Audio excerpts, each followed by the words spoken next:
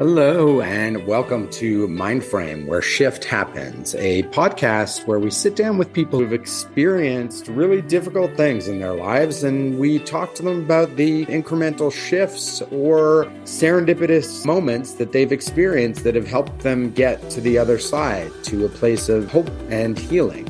I'm your host, Bobby Solomon, and I'm not a mental health professional. However, I have experienced quite a bit of mental health struggle, and I have a lot of mental health issues in my family. This podcast is not meant to be a substitute for professional help, but merely a place where people can come and listen to inspiring triumph of the spirit stories. So please, if you are struggling, get that help. That help is out there. And at the end of the episode, we have numbers that you can reach out to. All our episodes are recorded via Zoom, so please excuse any audio issues. Trigger warning, this episode deals with a violent accident. In today's episode, we're talking to Nas, a professional woman who is a wife to one of my close friends from high school and was hit by a car. Not once, not twice, but 3 times. And she survived and has a perspective on life that I feel would be great for her to share with you people out there. So welcome to the show, Nas. Thank you, Bobby. So first, I should tell you that Bobby is one of the reasons that I decided to tell this story and write a book about this experience, because when you go through something crazy, you don't really know if it's that interesting or not. At least, I wonder, are people going to be bored? But, sharing it with you, Bobby, and hearing your response was absolutely the catalyst that made me put in the effort to write the book. So thank you. Thank you. I would love to hear about where you're at now, what's going on in life, and a little bit about your family. I've been working in tech for the last 25 years or so. I work for Google, and I have a wonderful group of friends, 3 kids, 4 cats, 2 dogs, and still only 1 husband. Your life, where you're at right now, and seeing your smile is really amazing. I would love our audience to hear about the events that took place. A few years ago, I was crossing the street. I was in a pedestrian crosswalk. It was 4:00 in the afternoon in a residential. I'm across from my kids' middle school, like residential. And I see the car coming, yelled, "Hey," and then she hit me and she stopped and I slammed my hand on the car. Okay, hold on. She hit you. Are you still standing at this moment? I'm still standing. Okay, so you're standing, you hit the car. Do you look at her eyeballs? No. You don't look at her eyeballs? I don't. I'm just lost in thought. I'm like, oh my God, I was just hit by a car. Today, I'm having a friggin' fabulous day and she's hitting me with a car today. I'm going to be all black and blue. I'm going to be late for dinner. Like all these, normal daily life thoughts go through my head. No concern about injuries because I'm still standing. Okay. That's important. I want to know this. This person hits you. You expect someone to get out of the car and say, "Oh shit, sorry. Oh my God, I can't believe it. I was doing this, that, whatever. Or they're going to lie and say, "You came out of nowhere. You darted out." But whatever it is. Okay. So here you are. You've been hit. Then what? Then she accelerates. So in the moment that she accelerated, did you know she was accelerating before the car hit you? Did you hear the engine rev? What was that? And then what was going on in your head? That's the only moment that I don't clearly remember. I remember I fell forward on her car. Then the car accelerated and went forward, drove over me, reversed, drove over me again, then accelerated and went forward, drove over me a 3rd time. When the car finally stopped, I was underneath the car. Where? Underneath all the tires, like kind of right in the center of the car. My husband was watching this happen. So he was 10 feet away. He was picking me up. Ugh. People were screaming. So how far, the first time that she drove over you, did the whole car go over you? And then she rode back over you? Yeah. The tires went over me 5 times. My husband said it was like a monster truck, bouncing up and down on top of me. My God. You were on your back, right? So I was in many different positions. So when the tires ran over my chest, I was on my back. When they ran over my head, I was on my stomach. When they ran over my knees, I was on my back. And when the car stopped, I was laying there and I couldn't move my body. I wiggled my fingers and toes, which, based on all the movies I've seen, I assumed meant something good. But I felt like my face was ripped off. I could just see a pool of blood growing and feel gravel, which I thought was my raw face. And, I didn't know if it was my brain just bleeding out before me. And that's when the pain started. And that's when all the thoughts about my life, started flooding in. Like, I like my life. I don't want to die. I don't want to leave my kids. I love my kids. Like, I have a great friggin' time in life. I've done fabulous stuff. Wes and I live, my husband and I, like, we live well. My kids are happy. Like, we're happy. And then I thought, did I send them enough letters? Do they know who I am? I'm going to miss all these moments. And then Bobby, one of the most amazing things happened for me in that moment is that I thought to myself, you know what? They do know who I am because we've laughed and we've traveled and we've been silly and we've spent time together where we're present and we're together. And even if I'm not there, they know who I am. And to me, that was actually one of the best moments of the journey because I felt like you always wonder, what are you going to look back on your life and say? And I looked back on my life and I felt okay. And I felt like, all right, if I die, it's going to suck and I don't want to die, but it's okay. They know. I've spoken to a lot of people who have been in the moment of like near death. And I hear them saying at that moment, I made a decision that I'm not dying. And some of them fully believe 100% because they said, I'm not dying. And that's what they believed, helped get them through the trauma. So tell me more about that moment. I wanted to keep fighting. I kept trying to fight and get out of under the car. But I did reach the moment where I said, I don't know how to fight anymore. It felt like there was no way out. And once the car stopped, I was so tired. I just wanted to close my eyes, and it's not like I wanted to close my eyes and die. I just wanted to close my eyes and find peace for a moment because I had been working so hard to live. I couldn't find a way out. And then I was just exhausted. Luckily, I reached that exhaustion point. There were enough people around that probably could see I was just fading, who were giving me busy work and forcing me to talk. And thank God they did that because, it kind of snapped me out of it. That's when the pain started. It took about 12 minutes for them to lift the car off of me because it was a hill and they had to use airbags. So I was under the car for 12 minutes. And, after my, few seconds of kind of being tired and wanting to close my eyes, everybody's trying to talk to me. I yell out to Wes. I'm like, Wes, do you have my phone in my purse? Oh my God. I know, seriously, shallow till the end. But then, and it actually gets even worse. And I'm probably regret saying this on your podcast, but I realize I'm going to live. I don't know what shape I'm in, what's broken. Like, I just realized that I'm still alive. And I'm wearing my favorite 5-inch heels and one is missing. And I'm like, oh, I love those shoes. And then my skirt is hiked up. And I'm like, oh my God, is all of South Orange seeing my ass right now? And all. Yeah. Did I wear the right underwear today? Yes. That's what I'm thinking. I've just been run over by a car and I'm wondering, what underwear I'm wearing and is it cute? And, I think that probably brought me some peace and comfort because I realized if I'm okay enough to start having all of these shallow thoughts, it can't be that bad. It's so funny. Those, we are who we are. And when I say that, I don't mean that there's no possibility of change because this whole podcast is about change.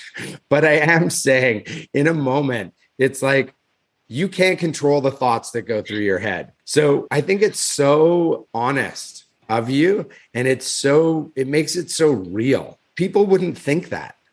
And then they're like, oh my God, that's so true. Like, what would I be wearing? Like, what? Oh my God, that's so weird. Like, this person's near death, but those are the thoughts. And it's like, it somehow makes people feel okay for the crazy thoughts that we have on the hour. So anyway, okay. So I love that.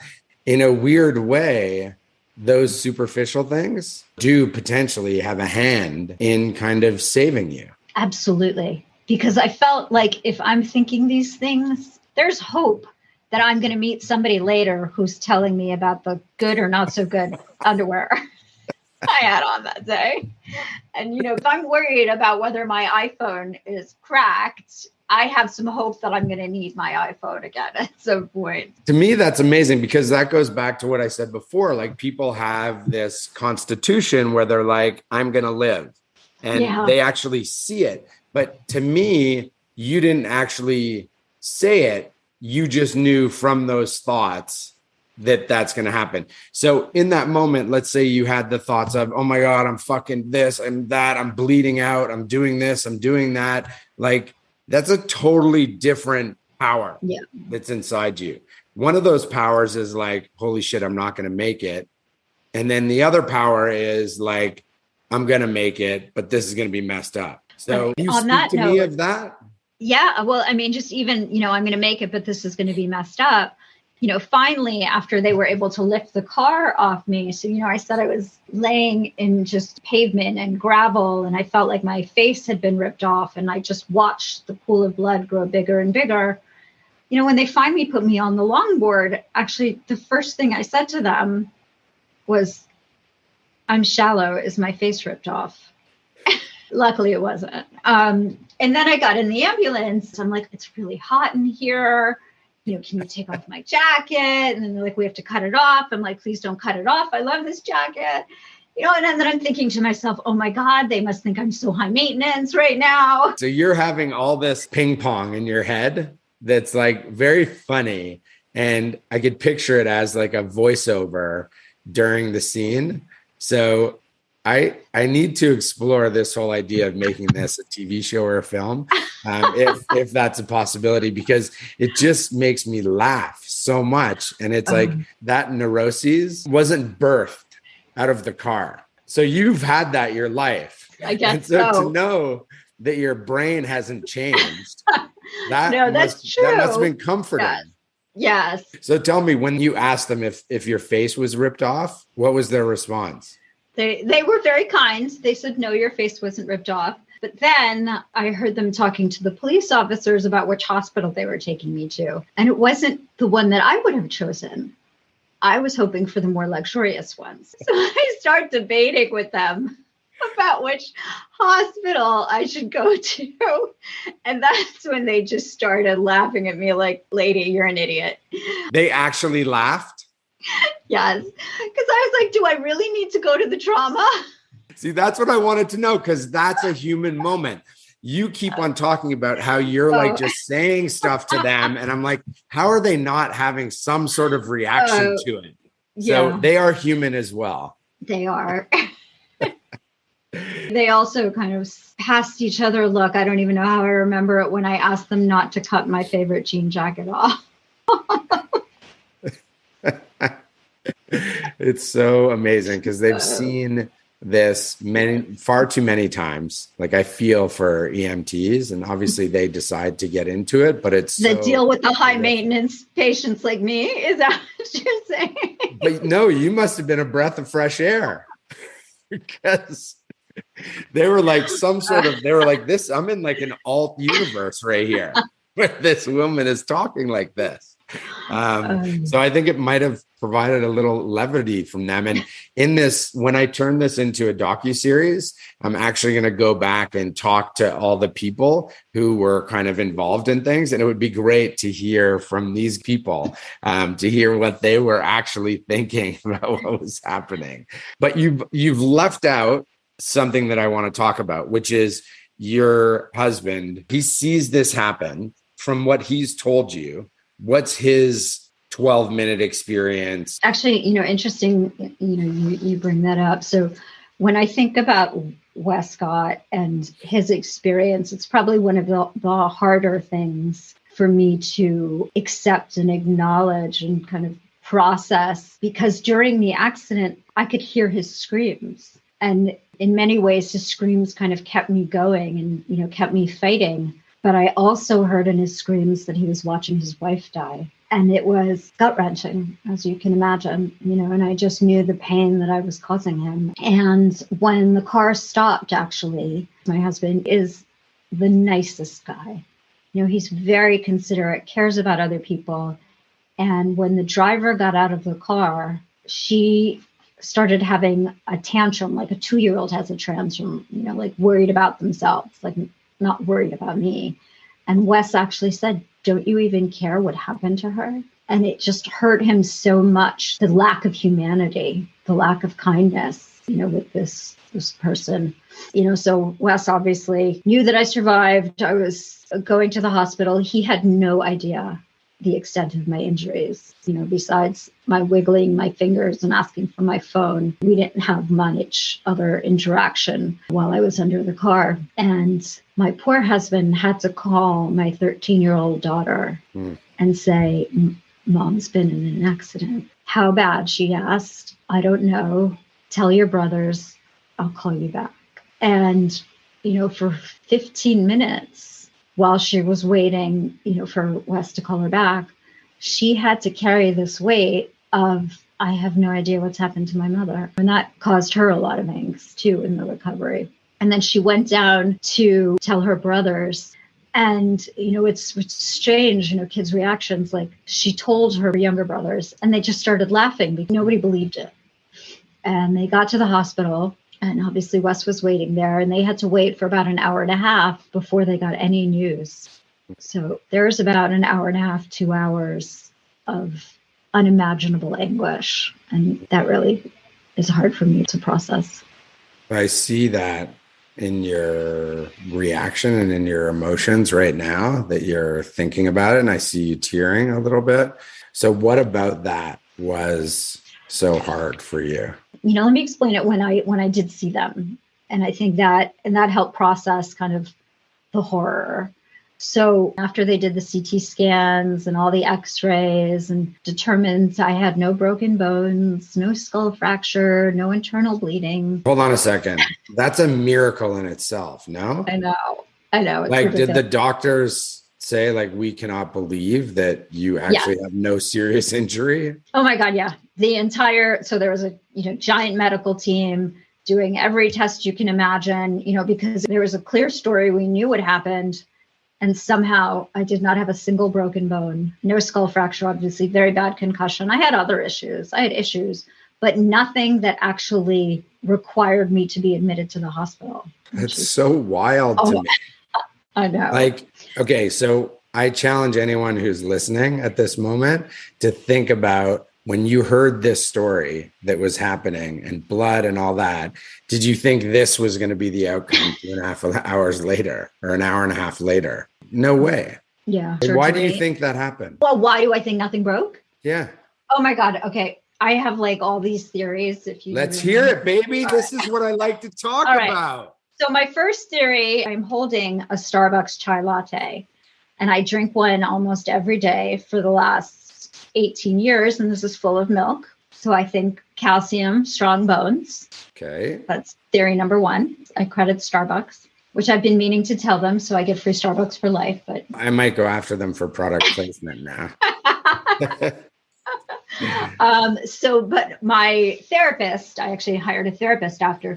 She thinks that I was in a really good state of mind that day. I was working for Microsoft. I had just closed a very, very large deal that I was really proud of. I was coming home from a meeting in New York where the CEO of the company had come out to thank me. I was having a skinny day. I felt like a badass. And I had also become vegetarian a few years ago, started working out every day. And she thinks the combination of those things gave my body a better fighting chance. Who really knows? I tell the kids I'm a superhero, but there's no explanation, to be honest. What's so interesting too on that is like the car although it ran over you multiple times, so theoretically, with each time it runs over you, I'm sure there's an exponential factor of injury that could be caused. But the fact that it rode over you exactly where it did each time also has something to do with it. Like it could have rode over you in a different place that could have had a completely different outcome. Bobby, it ran over my head and my neck. Like, I don't know if you've seen the picture. I'll give you a picture of tire marks on my neck. And I had a soft spot in my skull for like up until about a few months ago. But let's say it rolled over your head completely without being on a diagonal. Yeah. Like that could have changed everything. You weren't going to die is the bottom line. And listen, I don't pretend to know the answers, but I do. And I don't pretend that there are answers. But in life, you just think of like circumstances of like, how were you at that corner at that exact time to walk over that crosswalk at that time that this woman was exactly where she was at that time and exactly distracted and exactly in her headspace. It's like mind boggling sometimes to think of like, holy shit, that person was in the wrong place at the wrong time, and that's why they're dead. But now you think of like you were in the wrong place at the wrong time, but somehow you survived. So clearly it wasn't the wrong time. No. It was the right time to be in the wrong place, which is wild to me. It's like there's hope in there, you know? Absolutely. I don't exactly... This was a day full of non-standards, and I've actually heard some of your guests say, you know, oh, there were all these things that weren't supposed to happening. Like, it was a Monday.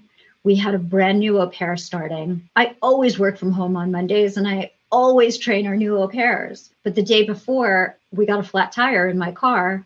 So Wes offered to fix the flat tire, train the au pair, and let me go to a really important meeting I had in the city. And then he was picking me up from the train station. So all these things that, you know, don't normally happen. I don't exactly understand how it is or why it is, but it makes me believe that it was not your time to die, or it was not your time to be paralyzed or whatever injuries you could have had. It just wasn't your time. That's what the team at the hospital kept saying to me.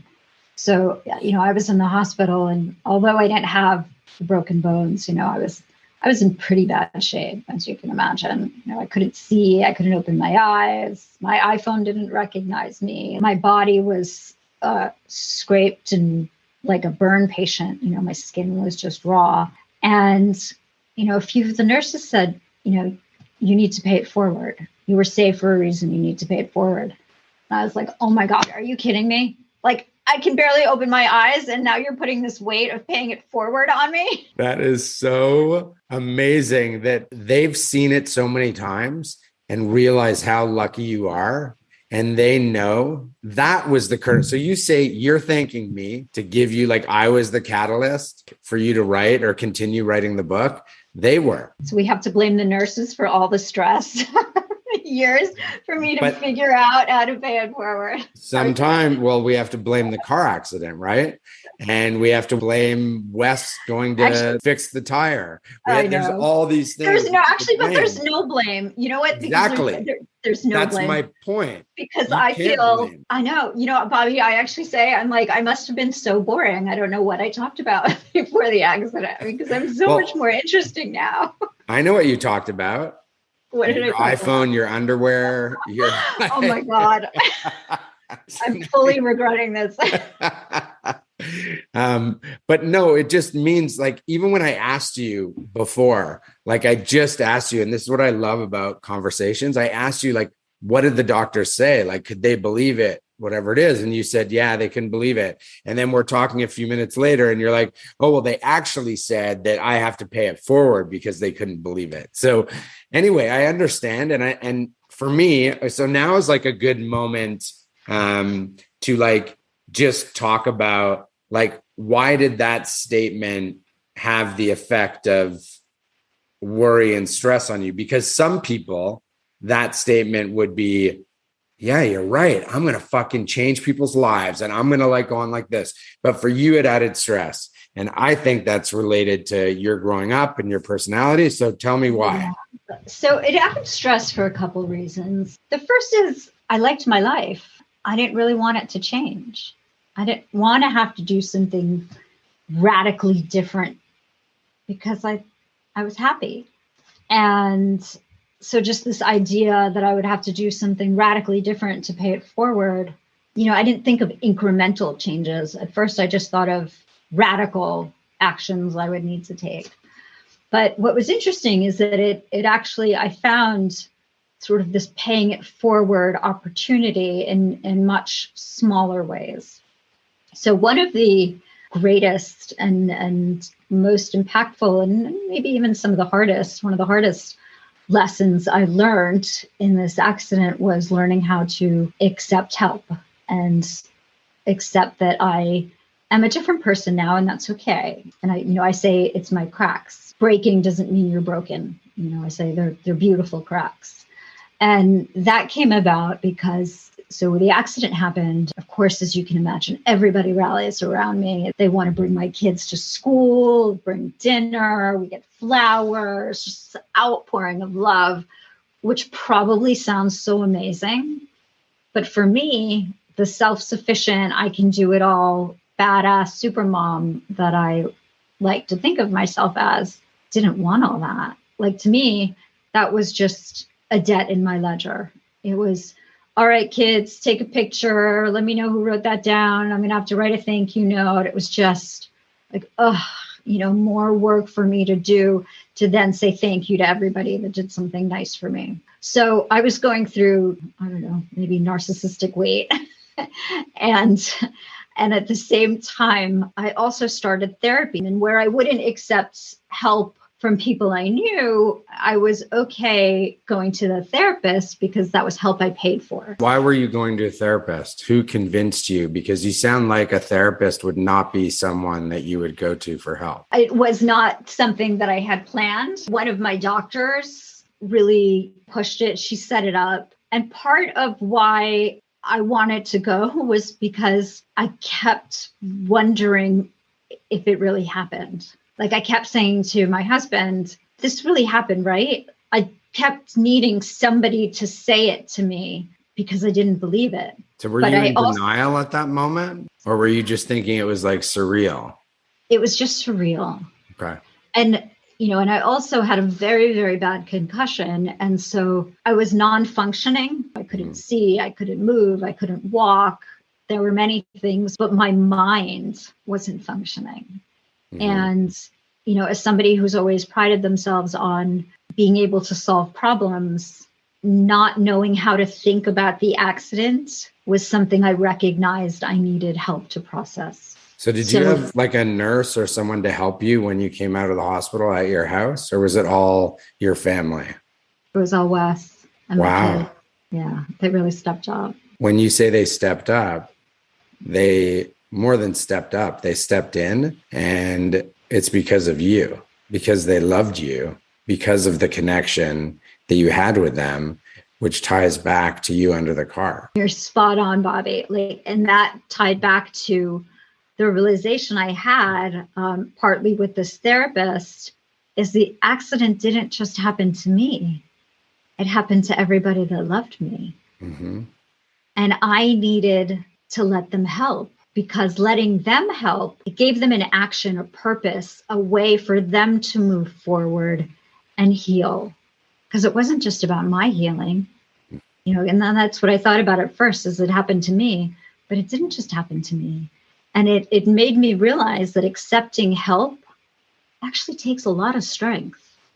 And being vulnerable and showing your cracks takes a lot of strength. Mm-hmm. And so one of the things my therapist taught me about was kintsugi, the Japanese art of golden mending, where you take a broken piece of pottery and you glue it back together with a gold inlay. So you look at the pottery and you appreciate and embrace the cracks in the pottery, and that's what makes it more beautiful. So that's amazing. I've never heard of that. Had you heard of that prior to? I had not heard of it, but I really latched onto it, because my face was cut up. I had stitches all over my face and my ear. I mean, I was a mess.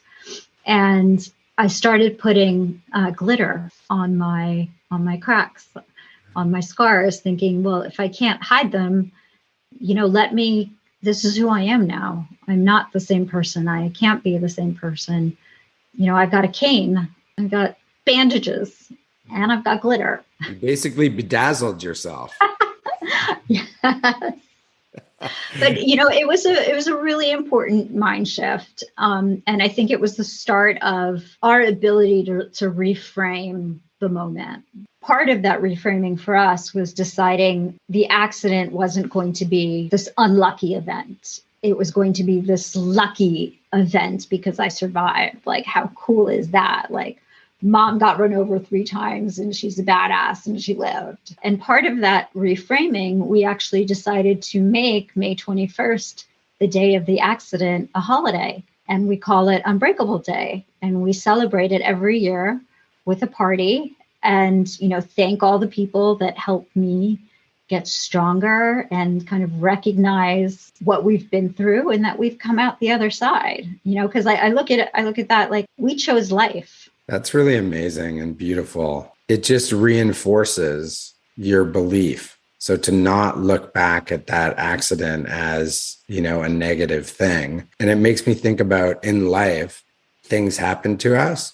Like, let's say you were thinking prior to the accident or even post. I'm sure you have to catch yourself because we're not perfect and change is something that happens over a lifetime. But the idea that something happens to you and you immediately think it's negative because it's causing you to go miss a game or, not go on a trip or lose a job, which is a bigger issue. But you don't know if it's bad or good until you die, really. Like, you not getting a job could be the best thing that ever happened to you. So you would never wish an accident upon anyone, and you would never have said, let me get hit by a car.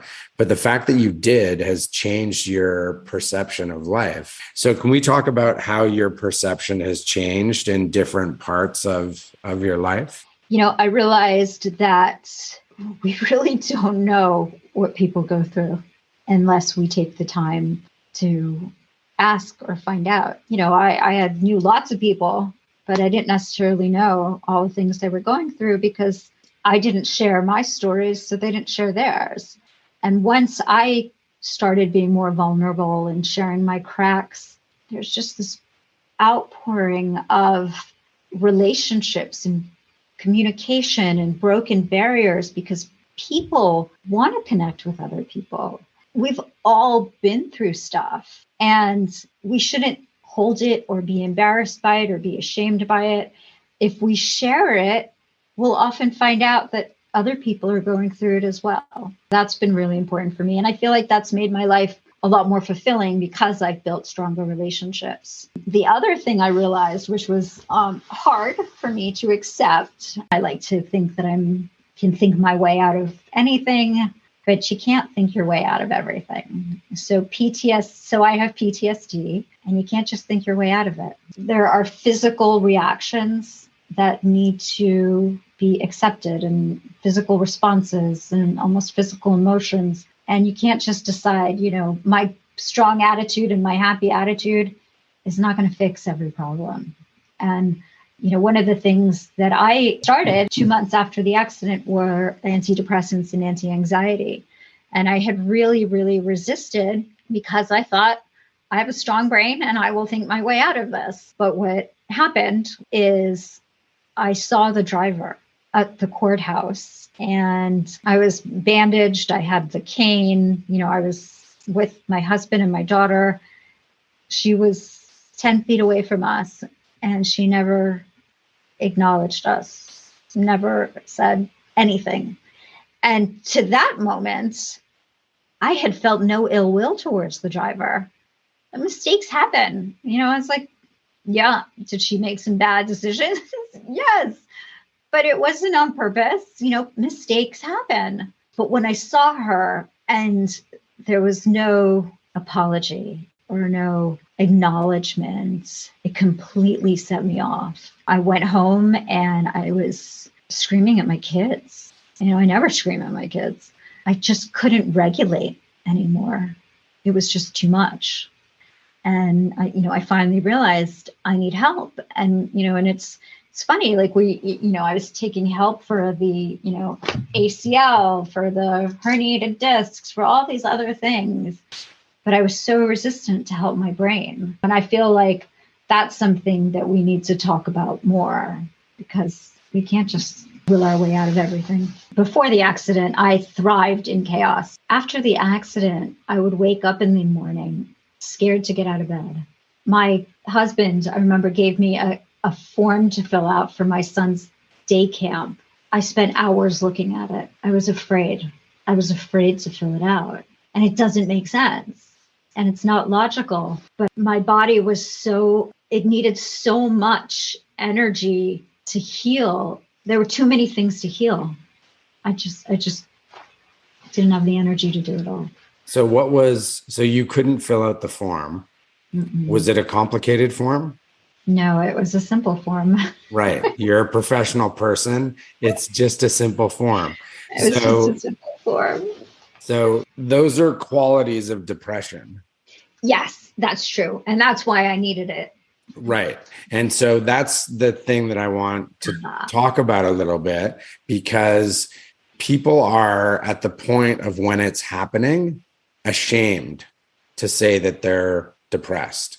I'm not saying you are, but I'm saying you did not say the words like I was depressed. You're right. Or I am depressed. You're absolutely right. So to me, that's a sign that it's like there's a negative stigma with that term, because number one, it's very abstract. And number two, it's a sign of weakness. And I feel like you got to a point. So at that time, had you started seeing the therapist?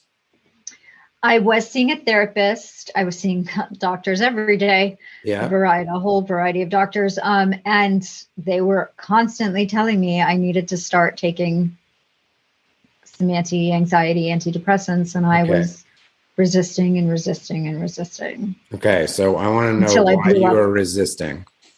Because I could think my way out of anything, Bobby. Okay. And what else? Until I blew up on my kids. And then I realized it had gone too far. Okay. So in that point, you realized it had gone too far. Why do you feel like you can think yourself out of anything? You know what?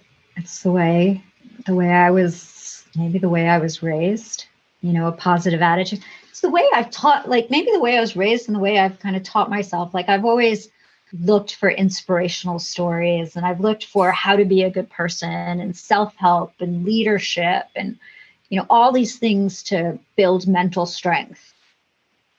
And so I thought I had built enough muscle around mental strength that muscle didn't need any help.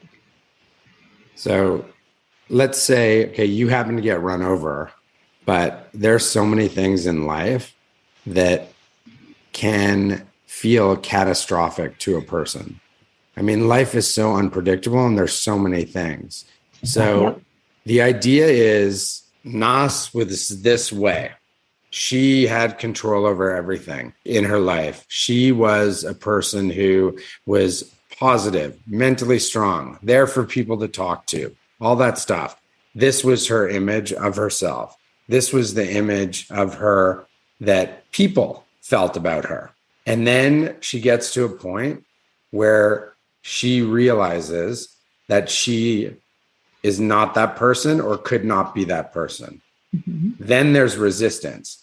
What the fuck?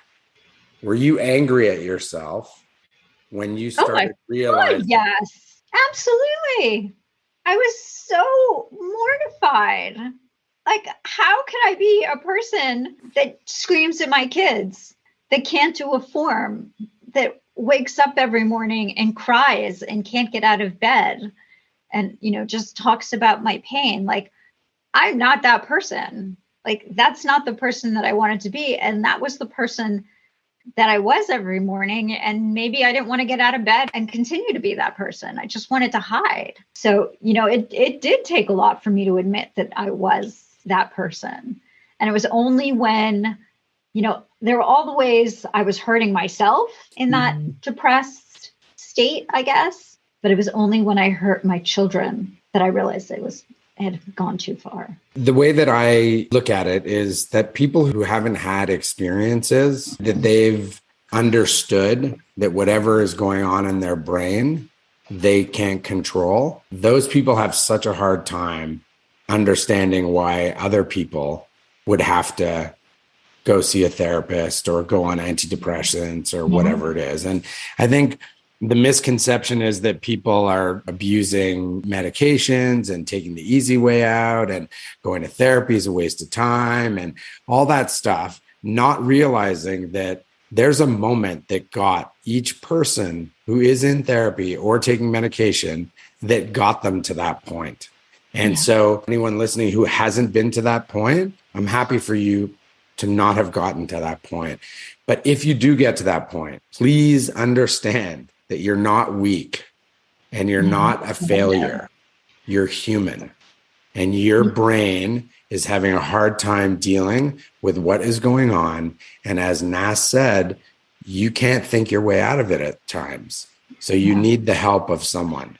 And whether it's starting to talk to a friend and open up to a friend, or if you're uncomfortable doing that and you don't have a family you can talk to because you're uncomfortable with that, then please just call an independent person who can just be there as an ear and not judge you. You don't have to lie to them. You can say what it is. They're like a priest, right? They're not going to reveal your stuff. Okay, so now let's go slowly here. Okay. Because this is a big transformation of your life that's changed you forever. I actually did a whole part of the book. I call it my sermon of the 10 things I don't want to forget. Right. All right. Because you have to remember them, right? Or else we just forget them. Absolutely. But so I love talking about the mental shift. And it's like, I want to know what little things happened in between that helped break that armor. So you had people the whole time that you were seeing them saying that they thought you needed medication, which to you felt like they were calling you weak. Absolutely. They thought I couldn't handle it. And you were angry at them, I'm sure. Oh, I just thought I knew better. And they were idiots. I loved my team of doctors, but I could handle it. Okay. So then you get to a point where like you're not recognizing these things that are right in your face, that your life is not what it used to be in terms of having the energy to get out of the bed, signing a form while you're cooking breakfast, while you're smoking a cigarette. No, you don't smoke, I'm sure. But I don't cook breakfast either. I couldn't do anything for my kids. I couldn't arrange play dates. I couldn't do anything for anybody. So at that point, your husband notices this or just thinks you're the same old Nas? Yeah.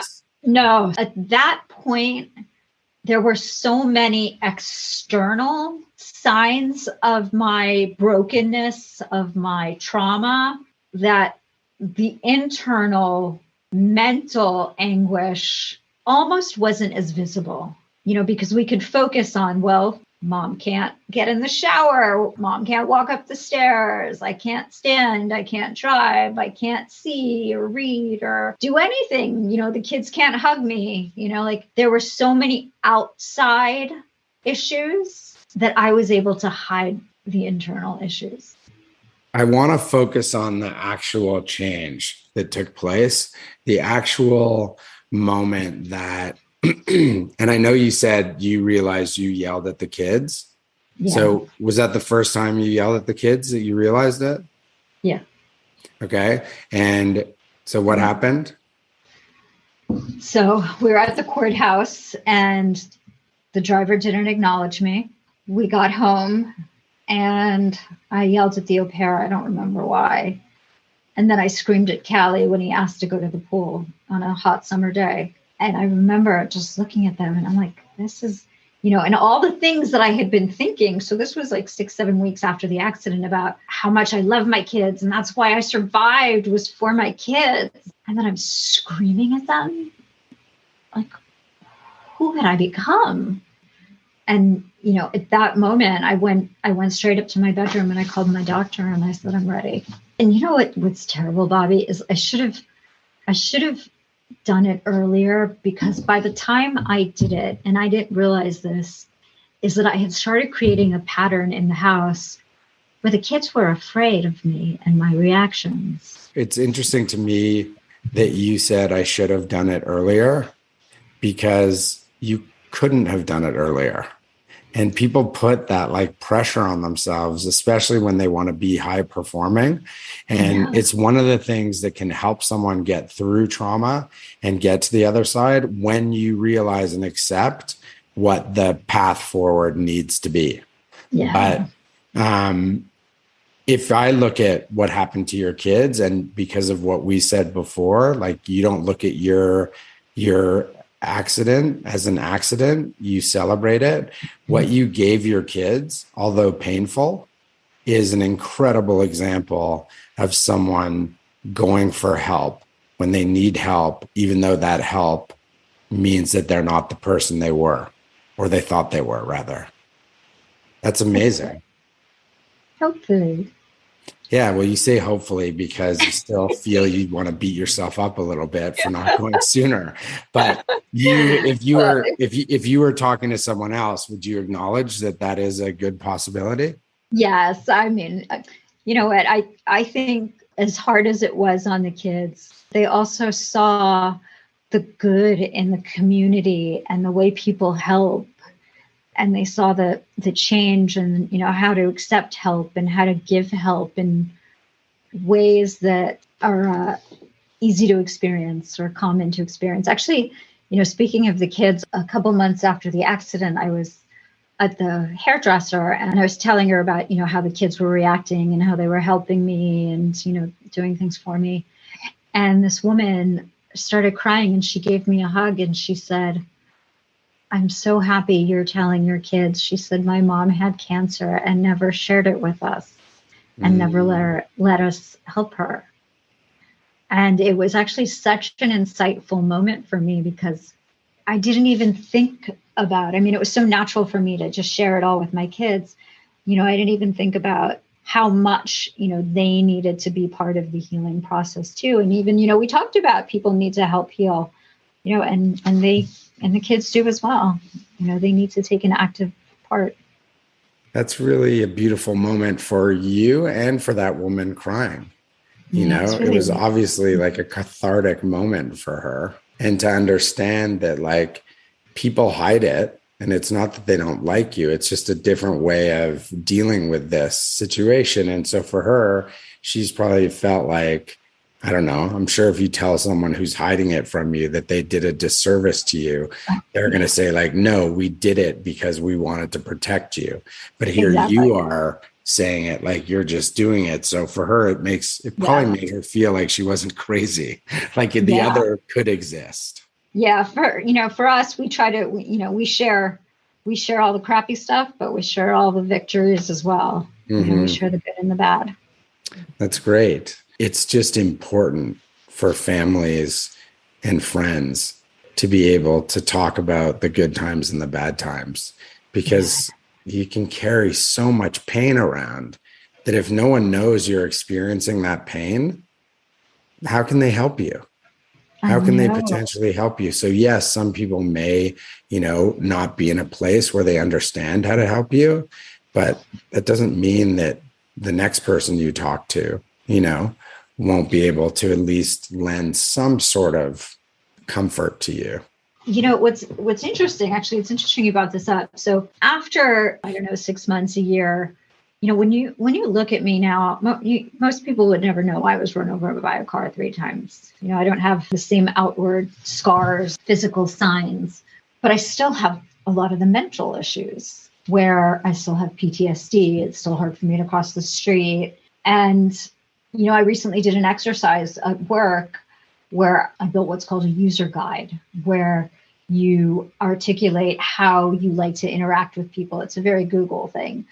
But I created my user guide for, if you knew me 5 years ago, this is how I was, versus if you knew me now. And 5 years ago, I was in the middle of chaos. Now I appreciate more focused projects. And I actually now admit and very openly talk about it at work that I am neurodistinct, that I did have a traumatic brain injury, that I do think differently, and that I have to care for my brain in a new way and my thought process and interact. And, I can't go to concerts anymore. And I did have to reframe a lot, but all of those things didn't come to the surface until all of the easy outward issues cleared up. Yeah. So at that point, you couldn't hide from the internal pain? I think at that point, so actually, I think up until that point, everybody knew that I had an issue. And so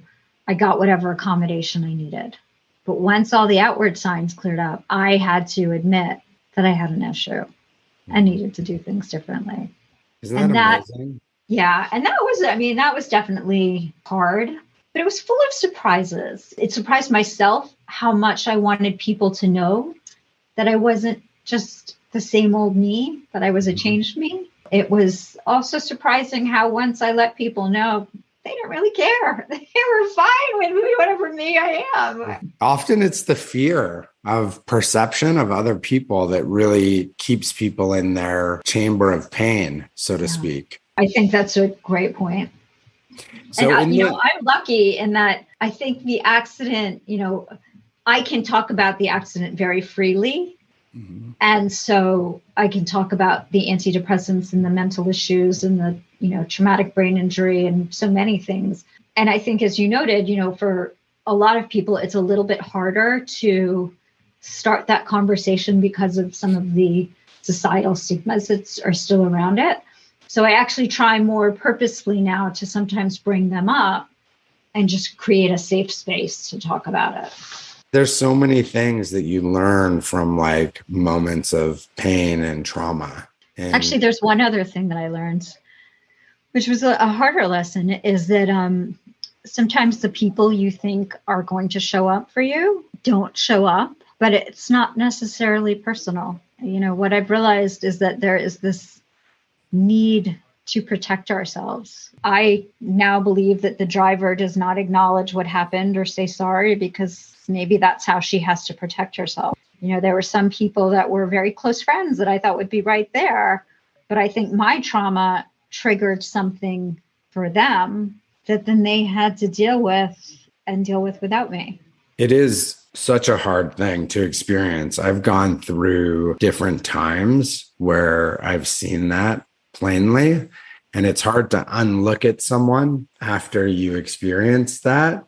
Yeah. But the way that you're talking is a way to just like let that go and just not take it personally, because everyone's doing the best they can do. And yes, there's some friends that you'll learn aren't really good friends, but it's not just for them not being able to be there for you during a traumatic experience or during a hard experience. They may do other things. They may steal your boyfriend or your girlfriend or whatever it is, and you can decide that. But when you're going through pain, it's such a disservice to you and to the other people if you hold on to this thing like, they let me down. I would never do that to them. They weren't there for me. How could I do that? It's like they are just not able to be there. Yeah. And I've realized that, or maybe, I don't know, realized, or I've decided that for those people, I'm not going to let, this reaction I maybe didn't get now taint all the wonderful times we did have together. Right. The people we were then had a great friggin' time. And, maybe the people we are now, it's not the same, but that doesn't have to mean everything was bad. Yeah. And maybe they're not the people you call when you're in, the foxhole or you're, really in need of something, but maybe they're the people you're at a party with and you have a nice time with, and that's okay too. It just doesn't, you're not a hypocrite. I think that's what I'm trying to say. You're not a hypocrite to still care about these people, despite being very disappointed by a way that they handled something. Yeah. Because why go around hating people? Why go around holding like a grudge on someone? What does it really do for you? Oh, it's such bad energy. Yeah. What I do want to talk about a little more, just to see if anything comes up, any moments between you and Wes, or between you and someone else, or, like you talked to me about the woman, your hairdresser, but little things from the time you were hit by a car to now that you feel are just these turning point moments that gave you like a different perception on life or perspective on life? Well, here's a moment that reinforced a path that I was trying to go down. So, after the first or Unbreakable day, I started trying to share some of the things that I learned, and just be more vulnerable, share my imperfections, my cracks, the things that normally I would have called weaknesses. I was just more open about, who I am and my struggles. And I was out to dinner with a couple that we knew, not super close friends, but very, very friendly. And, the woman asked me about the accident. I was, giving her my usual story. And we started reminiscing. We both have kids, similar ages. And she said, you've always been an unsympathetic character. Like, whoa, wow. Like, what does that mean? Okay, what part of the dinner was that at? This was while we were having drinks and the husbands were making food. So you hadn't even sat down to eat. So you have another hour and a half left. No, it's a good thing though, because I agree. I'm just saying, in your moment, you must have been like, where are we going from here? Yeah, it wasn't something I was expecting to hear. But, she said it was put together. You always had a good job and, nice kids. And, so I never really liked you.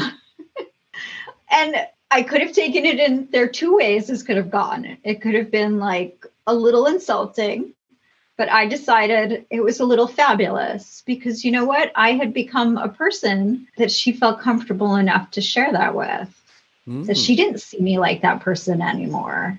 And what was actually interesting about the timing of that was around the same time, actually probably just a month earlier, there was a woman that I had always had certain perception of as very put together and perfect life. We were soccer moms.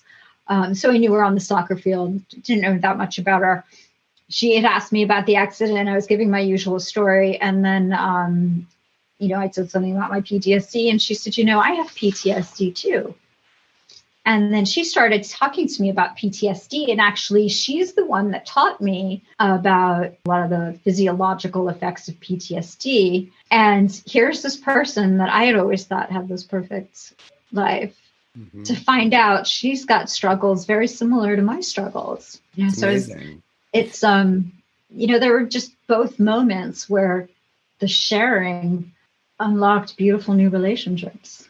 It's so interesting. So then you get that and you're like, wow, I wasn't really right. And thinking about it. And then all of a sudden you get someone who is thinking the same thing about you. Yes. Not quite as positive, but yeah. Well, and I guess if we really talk to people honestly about things, we'd probably learn a whole lot more about, each other and ourselves. So if we look at before your accident to this moment, how do you think your view of what is important in life has changed? I liked my life before. I liked it a lot. Now I think the things that I liked about my life, I'm more focused on emphasizing, like being present, living in the moment, being spontaneous, sharing moments, prioritizing people, and if someone needs me, being there. I think people care and people want to have a deeper connection. I don't think I realized how much people want to have a deeper connection, and that how much my taking the first step in being weak, or no, I shouldn't say being weak, in being vulnerable would enable closer, more rewarding relationships. And, I think sometimes, and this is going to sound a little superficial, so I don't really know how to say it, but I think that because I'm, an attractive woman that's educated and has done well, I almost have to take that first step sometimes because I can be seen as an unsympathetic character. And so I need to make more of that effort. Yeah. And also people should understand just because you have everything on the outside doesn't mean you're in perfect bliss on the inside. And so maybe those people will be more inspired to talk to people despite thinking they have everything going on, because that's not what people really do. Well, it's been absolutely amazing chatting with you, and seeing your smile is really infectious and amazing. And I end each podcast, as you've heard, with 2 questions. After everything we've spoken about, what comes out as the top few things that you are most grateful for in life? I think I'm most grateful for joy. I like being happy, and I like paying it forward and filling buckets, and that my family likes to be happy too. So what is happiness to you? It's positive, seeing the good. It's expecting the good. It's writing the story. It's reframing the story to be good or better. I mean, not everything is wonderful. I mean, there's been lots of tragedy. I lost my parents last year. I mean, that sucked. But I can also look at it, my parents were married almost 60 years. They had a great life together. I had my parents for 50 years. I get to frame how I think about it, and I frame it for joy. That's great. That's like a choice that you can make to be happy or to be on the quest for happiness. Yeah, we decide what kind of story we want to tell. It's true. And then if you encountered someone who is going through extreme despair or trauma, doesn't have to be related to just an accident, what words of advice would you have for them? So I would probably share how we're all going to go through some really tough things. And, we may still be going through them, but we need to focus on and recognize the milestones of the journey, because I bet you're a little farther in progress or happiness, or, hopefully you're trending up, from where you were a week ago. And we need to look at those milestones, and we need to celebrate that progress. And we need to appreciate that we have the strength to make that progress, and recognize that by working to make that progress, you're choosing life, and celebrate that you deserve an unbreakable day. You have an unbreakable day.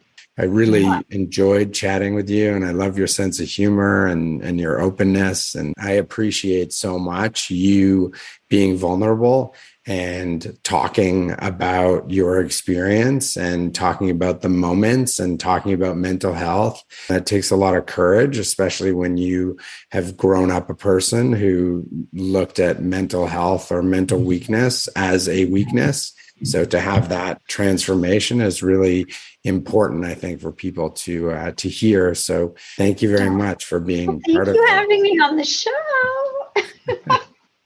Of course. I hope you feel good about our conversation. Yeah, I do. This was so fun. Awesome. Take care, and congratulations on your book, and congratulations on all that you have accomplished, both like physically and mentally. I love your podcast. I can't wait to hear more. Thank you. Bye. Take care. Bye. Thank you so much for listening to our podcast. We hope you enjoyed it and are inspired by our guest. If you want to find out more about us, our guests, and some potentially helpful information that might speak to you at the moment, please visit our website at www.mindframeshift.com and check us out on Instagram, TikTok, Twitter, Facebook, and LinkedIn at Mind Frame Shift, all one word.